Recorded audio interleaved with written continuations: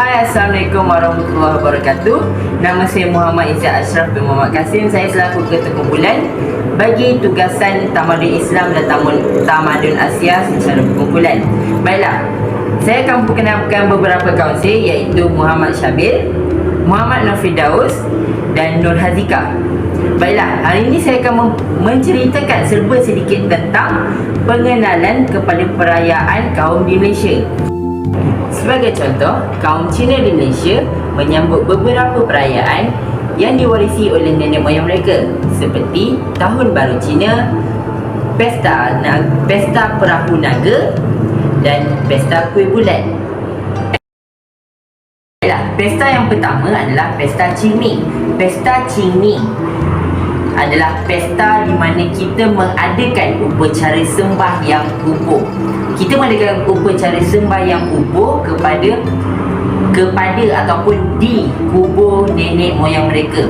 Okey, pada pesta ni masyarakat Cina dia juga akan meletakkan beberapa kertas kuning. Kertas kuning tu dipanggil macam pembawa nasib baik. Kita tulis perkara baik dekat situ, dan ni kita bawa pergi kubur sekali. Okey, pesta Qingming ni juga adalah pesta di mana kubur-kubur nenek moyang mereka ataupun saudara mara mereka yang telah meninggal dunia dibersihkan. Jadi pesta Qingming adalah pesta yang disambut tidak kira waktu. Apabila ada keluarga yang berkumpul, mereka akan mengadakan pesta Qingming. Jadi pesta Qingming tidak ada waktu yang tertentu ataupun waktu yang terhad. Jadi mereka hanya menjalankan pesta Qingming ni pada bila-bila masa bila mereka ada bersama keluarga yang lain. Jadi sekian sahaja daripada saya. Saya serahkan kepada rakan-rakan saya lain. Sekian, terima kasih. Assalamualaikum, saya Muhammad Syabir bin Nur Azman. Saya akan membentangkan perayaan-perayaan oleh kaum Cina. Yang pertama, Tahun Baru Cina. Ia merupakan sejenis perayaan kaum Cina di Malaysia, dan pada setiap tahun antara perayaan yang diraihkan oleh kaum Cina ialah Tahun Baru Cina ataupun dikenali sebagai Chinese New Year. Tahun Baru Cina melambangkan satu titik permulaan untuk nasib dan kehidupan yang baru bagi mereka.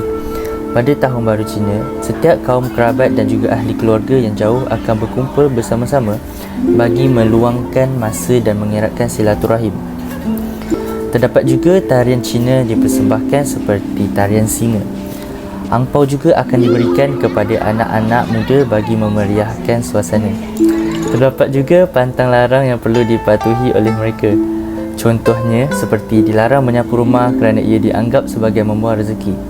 Kedua, tidak dibenarkan untuk memakai baju yang berwarna gelap kerana ia melambangkan untuk menarik nasib yang buruk.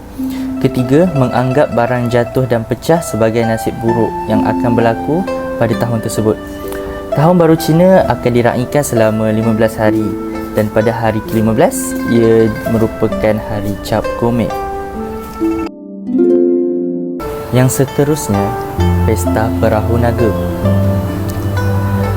Pesta Perahu Naga atau juga dikenali sebagai Dumpling Festival merupakan perayaan yang diadakan bagi menghargai seorang bangsawan yang bernama Chu Yuan yang berasal dari negeri Chu. Ini adalah menurut legenda daripada China sendiri. Dikatakan bahawa Chu Yuan ini telah melompat ke dalam sungai untuk membunuh diri apabila berasa kecewa dengan dirinya yang tidak dapat menyelamatkan negerinya daripada serangan tentera Cina. Apabila penduduk kampung mendengar perkabaran Yuan ini, mereka bergegas ke sungai dengan menaiki perahu untuk membantu mencari dan menyelamatkan Chu Yuan. Dikatakan juga semasa pencarian, penduduk kampung telah membaling bobolan nasi ke dalam sungai dan juga memalu drum bagi menghalau makhluk-makhluk jahat dari mendekati jasad Chu Yuan. Disebabkan hal itu, maka wujudlah acara perlombaan perahu naga dan adat memakan zongzi pada hari perayaan. Zongzi merupakan sejenis kuih tradisi Cina yang berbentuk segitiga berasaskan daripada pulut dan dibalut dengan daun buluh. Walaupun menurut tradisi, acara perlombaan perahu naga akan diadakan sewaktu perayaan, iaitu pada hari kelima bulan kelima. Namun begitu, di Malaysia acara ini tidak sahaja terhad pada tarikh tersebut.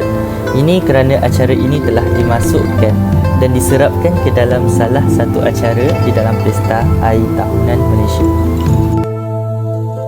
Perayaan Cap Gome. Cap Gome ini diadakan sebagai penutup bagi perayaan Tahun Baru Cina. Pesta Tanglong adalah malam pertama bulan purnama selepas Tahun Baru Cina. Tanglong berwarna-warni akan dinyalakan dan mercun akan dikeluarkan bagi memeriahkan lagi sambutan pada malam tersebut. Menurut adat kaum Cina, maklumat mercun adalah untuk mengurangkan jumlah makhluk jahat yang ada di bumi.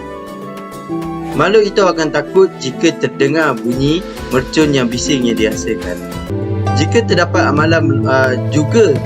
amalan melontar buah limau ke dalam laut atau sungai dengan doa daripada mereka yang masih bujang untuk mendapatkan pasangan pada waktu ini. Pesta Cingir. Pesta Cingir adalah kepuncak bagi perayaan Cap Gome. Setiap tahun pada hari ke-21 pada bulan pertama kalender lunar, Pesta Cingir akan diraikan. Cingir adalah acara budaya dan agama tradisi Tionghoa. Setiap kali perayaan Cingir akan ada perarakan yang menunjukkan kehebatan membawa tiang bendera setinggi kira-kira 15 meter dan mengibarkan bendera segitiga sepanjang kira-kira 10 meter. Semasa berarak, pasukan yang bertanding akan cuba menang dengan menunjukkan kehebatan masing-masing dengan persembahan akrobatik seperti membawa tiang bendera dengan menggunakan kaki dan mulut.